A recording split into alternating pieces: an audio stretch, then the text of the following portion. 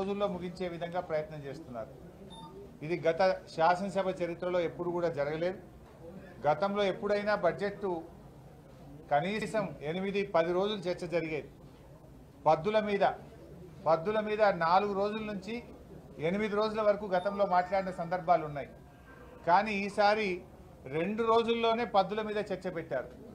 మొత్తం డిమాండ్స్ 2 రోజుల్లో ఎట్లా మాట్లాడతారు?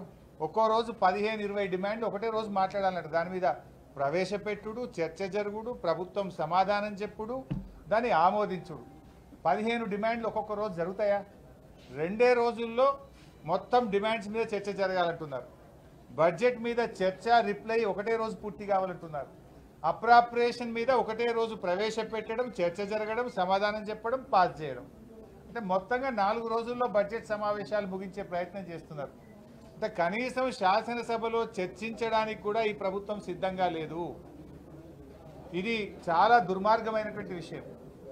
కేవలం గతంలో ఇదే కాంగ్రెస్ పార్టీ నాయకులు 10 రోజులైనా బడ్జెట్ సమావేశాలు, 12 రోజులైనా బడ్జెట్ సమావేశాలు, నెల పెట్టాలి, 30 రోజులు పెట్టాలని మాట్లాడింది. కానీ ఇప్పుడు 4 రోజులకు మొత్తం బడ్జెట్ చర్చను 4 రోజులకు కుదించేస్తున్నారు. ఇది అత్యంత బాధకరం, దుర్మార్గం.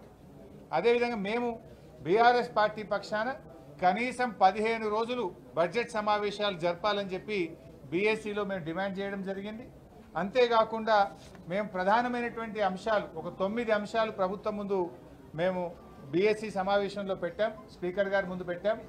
ముఖ్యంగా రేపు ఈ రాష్ట్రంలో రాష్ట్ర ప్రభుత్వం నిరుద్యోగ యువతీ యువకులకు చేసిన అన్యాయం, నిరుద్యోగుల పోరాటాన్ని అణిచివేస్తున్న తీరు, నిరుద్యోగుల మీద అక్రమంగా పెడుతున్న కేసులు, నిరుద్యోగ యువతీ యువకులను హాస్టళ్లలో చొరబడి వాళ్ళను కొడుతున్నటువంటి తీరు, అశోక్ నగర్ సెంట్రల్ లైబ్రరీలో దాడి చేసిన తీరు, ఈ యొక్క మొత్తం నిరుద్యోగ సమస్యలు, అదేవిధంగా జాబ్ క్యాలెండరు, గ్రూప్ 2, గ్రూప్ 3 ఉద్యోగాలకు పోస్టుల సంఖ్య పెంచడము, దీని మీద రేపు చర్చ పెట్టాలని చెప్పి బీఆర్ఎస్ పార్టీ తరఫున స్పీకర్ గారి ముందు ప్రతిపాదన పెట్టాం.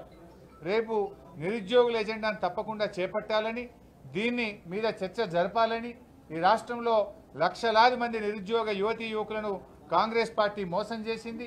మీరు ఆ రోజు వాళ్ళకు పంచరంగుల ప్రచారం చేసిండ్రు, కలలు చూపించిండ్రు, జాబ్ క్యాలెండర్ ఇస్తామని, 2 లక్షల ఉద్యోగాలు ఇస్తామని ఫుల్ పేజ్ అడ్వర్టైజ్మెంట్లు ఇచ్చి ఇవాళ వాళ్ళను రోడ్ల మీదకి తెచ్చినారు, వాళ్ళ మీద అక్రమ కేసులు పెడుతున్నారు.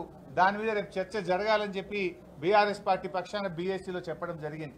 సో వాళ్ళు పెడతారని ఆశిస్తున్నాం. కానీ ఏ విషయం స్పీకర్ గారు ఇవాళ నిర్ణయం తీసుకొని సాయంత్రం కల్లా రేపు ఏ అంశాన్ని చేపడతామనేది చెప్తామని చెప్పారు. కానీ ప్రధాన ప్రతిపక్షంగా ఇవాళ నిరుద్యోగుల సమస్య మీదనే రేపు చర్చ జరపాలని చెప్పి మేము గట్టిగా డిమాండ్ చేశాం. ఎందుకంటే మొన్న గవర్నర్ గారికి కూడా నిరుద్యోగుల సమస్యల మీద బీఆర్ఎస్ పార్టీ పక్షాన గవర్నర్ గారి దృష్టికి కూడా తీసుకుపోయాం. శాసనసభలో ఇది ప్రాధాన్యత కలిగిన అంశం కనుక, లక్షలాది మంది యువతీ యువకుల సమస్య కనుక దీని మీద రేపు చర్చ జరపాలని చెప్పి మేము గట్టిగా పట్టుబట్టాం. ఇవి కాకుండా మరో 8 సమస్యలు కూడా ప్రభుత్వం ముందు పెట్టాం. ఒకటి, రాష్ట్రంలో శాంతి భద్రతల నిర్వహణలో వైఫల్యం. ఈ ప్రభుత్వం వచ్చినాక రోజు మర్డర్లు జరుగుతూ ఉన్నాయి, రేపులు జరుగుతూ ఉన్నాయి, చైన్ స్నాచింగ్ పెరిగిపోయింది, మొత్తం లా అండ్ ఆర్డర్ కుప్ప అయిపోయింది. పోలీసింగ్ వ్యవస్థ మొత్తం కూడా 10 ఏళ్ళు ఎంత అద్భుతంగా ఉండనో ఈ గవర్నమెంట్ వచ్చిన తర్వాత శాంతి భద్రతల నిర్వహణలో పూర్తిగా ఫెయిల్ అయిపోయింది. మొత్తం ఆధారాలతో సహా చర్చ పెట్టాలి. ఈ 6 నెలల కాలంలోనే ఎందుకు ఇంత జరిగింది, ఎక్కడ చూసినా ఇలా భయపడే పరిస్థితులు వచ్చినాయి. అందువల్ల దాని మీద చర్చ జరగాలని కూడా చెప్పాం. అదేవిధంగా చేనేత కార్మికుల ఆత్మహత్యలు, ప్రభుత్వం యొక్క నిర్లక్ష్య వైఖరి, చేనేత కార్మికుల విషయంలో చేనేత రంగాన్ని కాపాడడంలో ఈ ప్రభుత్వ నిర్లక్ష్య వైఖరి మీద చర్చ జరగాలని కూడా అడిగాం. అదేవిధంగా ఆ రోజు 6 గ్యారంటీలు 100 రోజుల్లో అమలు చేస్తామని బాండ్ పేపర్లు పంచారు. మొదటి శాసనసభలో చట్టబద్ధత తెస్తామని చెప్పారు. ఏమైంది మీ బాండ్ పేపరు, ఏమైంది మీ 6 గ్యారంటీలు? శాసనసభలో మీ చట్టబద్ధత ఏమైందో దాని మీద చర్చ పెట్టాలి, శాసనసభలో మాట్లాడదామని చెప్పి బీఆర్ఎస్ పార్టీ తరఫున ప్రతిపాదన పెట్టాం. అదేవిధంగా రైతు రుణమాఫీలో ఆంక్షలు పెట్టారు. ఇలా రైతులందరూ కూడా చాలా పరేషాన్ అవుతున్నారు. 1 లక్ష లోపు రుణమున్నా ఇలా చాలా మందికి ఇలా రుణమాఫీ జరగలేదు. ఇవాళ ఉదయమే ఒకరు చెప్పారు, డిసెంబర్ 9వ తేదీ వరకే ఉంటుంది, 9 తారీఖు నుంచి ఇవాళ వరకు ఉన్న వడ్డీ మననే కట్టుకోమంటున్నారట. డిసెంబర్ 9 నుంచి ఇలా జూలై నెల నడుస్తూ ఉంది. ఈ 8 నెలల కాలానికి వడ్డీ మీరే కట్టుకోండి, వడ్డీ కడితేనే రుణమాఫీ అయిద్దంటున్నారు. ఈ రోజు వరకు ఉన్న 2 లక్షల రుణం మాఫీ చేస్తారా? డిసెంబర్ 9కి చేస్తారా? మోసం చేసింది మీరు. మొదటి సంతకం పెట్టమన్నారు, డిసెంబర్ 9 నాడే రుణమాఫీ చేస్తామని ఇవాళ వడ్డీలు కట్టుకోమని బ్యాంకులోళ్ళు రైతుల ముక్కుబిండి వసూలు చేస్తున్నారు. రేషన్ కార్డులో పేరు లేదని రుణమాఫీ ఆగింది. ఇంట్లో ఒకరికి ఉద్యోగం ఉందని రుణమాఫీ ఆగింది. రుణమాఫీ విషయంలో రాష్ట్ర రైతుల్ని కాంగ్రెస్ పార్టీ మోసం చేసింది కనుక దీని మీద చర్చ జరగాలి, రైతులకు భరోసానివ్వాలి, ఈ చర్చకు ముందుకు రావాలని చెప్పి కూడా బీఆర్ఎస్ పార్టీ కోరడం జరిగింది. అదేవిధంగా అన్ని పంటలకు బోనస్ ఇస్తామన్నారు. ఇప్పుడు ఓన్లీ సన్నవడ్లకే అంటున్నారు, మిగతా పంటల గురించి మాట్లాడతలేరు. ఈ పంటలకు బోనస్ విషయంలో, రైతు భరోసా విషయంలో చర్చ జరపాలని బీఆర్ఎస్ పార్టీ మా బీఏసీలో మేము కోరడం జరిగింది. అదేవిధంగా పల్లె ప్రగతి, పట్టణ ప్రగతిని అటకెక్కిచ్చారు. గ్రామ పంచాయతీలకు, మున్సిపాలిటీలకు నిధులు ఇస్తలేరు. మొత్తం పారిశుధ్య నిర్వహణ ఎక్కడికక్కడ నిలిచిపోయింది.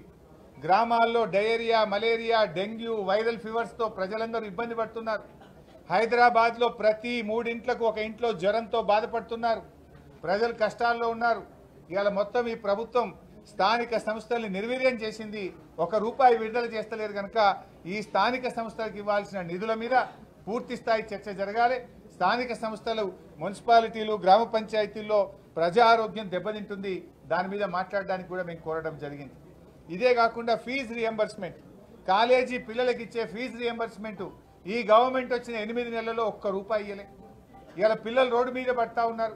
పిల్లలకు ఇలా సర్టిఫికెట్లు ఇస్తలేరు కాలేజీలోళ్ళు. 8 నెలల్లో ₹1 ఫీజు రియంబర్స్మెంట్ ఇవ్వకుండా మరి ఇలా విద్యార్థులను ఈ ప్రభుత్వం మోసం చేస్తూ ఉంది, ఇబ్బంది పెడతా ఉంది కనుక ఫీజు రియంబర్స్మెంట్ మీద కూడా డిస్కస్ చేయాలని చెప్పాం. ఇక 9వ అంశానికి వస్తే మరి గత ప్రభుత్వం మంజూరు చేసిన పనులన్నీ అర్ధాంతరంగా ఆపేశారు. ఆ పనులను కొనసాగించాలి, పెండింగ్ బిల్లులు విడుదల చేయాలి, అసంపూర్తిగా ఉన్న మన ఊరు మన బడి పనులు కానీ వివిధ కార్యక్రమాలన్నీ కూడా మధ్యలో ఆపుతా ఉన్నారు. ప్రగతి అనేది ఒక కంటిన్యూయస్ ప్రాసెస్. వాటిని పూర్తి చేయాలి, పెండింగ్ బిల్లులు విడుదల చేయాలి, అసంపూర్తిగా ఉన్న పనులన్నింటినీ కూడా పూర్తి చేయడానికి ప్రభుత్వం చర్యలు తీసుకునే దాని మీద కూడా చర్చ పెట్టాలని చెప్పి కోరాం. ఈ 9 అంశాల మీద కూడా శాసనసభలో మరి బీఆర్ఎస్ పార్టీ తరఫున మేము ప్రతిపాదించాం.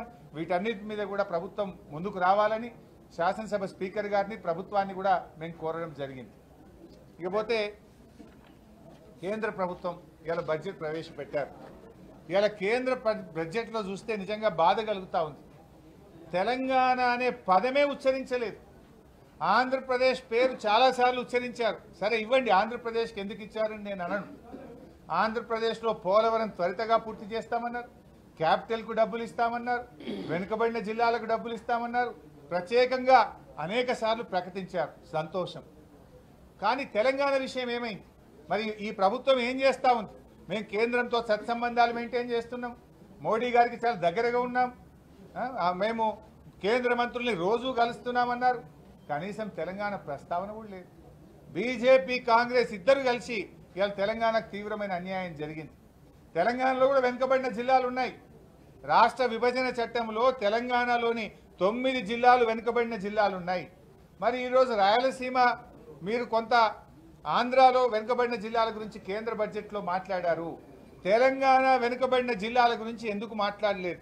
ఈ రాష్ట్రం నుంచి కేంద్రంలో మంత్రులుగా ఉన్న కిషన్ రెడ్డి గారు, బండి సంజయ్ గారు ఎందుకు చొరవ చూపడం లేదు అని నేను అడుగుతా ఉన్నా. ఆంధ్ర వెనుక జిల్లాలకు డబ్బులు ఇచ్చినప్పుడు, ప్రత్యేక నిధులు ఇచ్చినప్పుడు తెలంగాణలోని వెనుకబడిన జిల్లాలకు ఎందుకు మొండి చేయి చూపుతున్నారు? అంటే తెలంగాణ పట్ల కేంద్రానికి, బీజేపీకి ఎందుకు ఇంత నిర్లక్ష్యం అని చెప్పి నేను అడుగుతా ఉన్నా. ఇలా మనకు జాతీయ ప్రాజెక్టు గురించి లేదు. మా పాలమూరు ఎత్తిపోతల పథకానికి జాతీయ ప్రాజెక్టు ఇవ్వచ్చు కదా, ఎందుకు ఇవ్వట్లేదు? ఆంధ్రాకి ఇచ్చినప్పుడు మాకు కూడా ఒక జాతీయ ప్రాజెక్టు ఇవ్వాలి కదా. బయ్యారం ఉక్కు ఫ్యాక్టరీ గురించి ప్రస్తావన లేదు, వరంగల్ కోచ్ ఫ్యాక్టరీ గురించి ప్రస్తావన లేదు. తెలంగాణకు ఓవరాల్గా గుండు సున్నా ఇచ్చింది.